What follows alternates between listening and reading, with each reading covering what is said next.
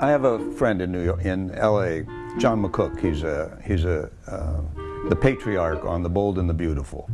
He and I have been buddies for almost as long as Ted and Nick in the play. And I was looking for a play for he and I to do. We both felt that we might like to do a play after a few years of not doing any. And I started looking around for a comedy for two older gentlemen. And there isn't any, except for The Sunshine Boys. And that's been done to death. Everybody's done it. And we both wanted to play the same part in that anyway, so that didn't work out. So I finally decided to write one for us. Well, having been an actor for so long, I know how to get inside of a character. And so when I create a character on the page as opposed to on the stage, it's not too different. I get inside the character's head and I develop him from the inside out. Some people ask me sometimes if I base my characters on people I know, and I rarely do that. I create a character that fits exactly who he needs to be in the story, and then develop his character as the play goes on, as it writes itself, as they say.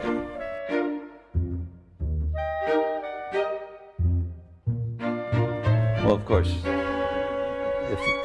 if you've seen any of the Dark Shadows blooper reels, you've probably seen the one where the fly lands right on the end of my nose, just as I'm trying to drive the devil out of this witch that I've got tied to a tree.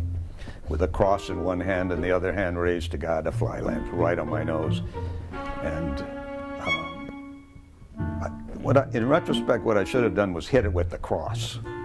But what I did do was I tried to blow it off, which I did, but that caused people to think that it actually went in my mouth and I was spitting it out, which wasn't true, but.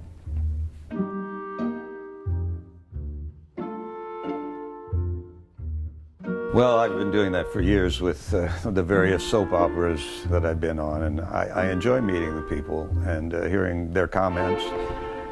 In this case, it's probably a little more, I'm interested in their comments about the play because, as I said, it's not nailed down yet, and if I get enough people saying one thing, I'm going to look very closely at that aspect of the play to see if it can be fixed.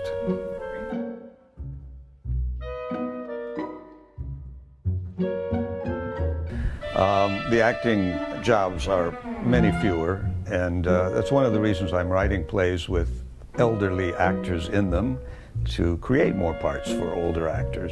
Good parts, not just little parts, and not just parts that are doom and gloom, but some fun parts. And I hope to maybe participate in performing some of my own plays at some point.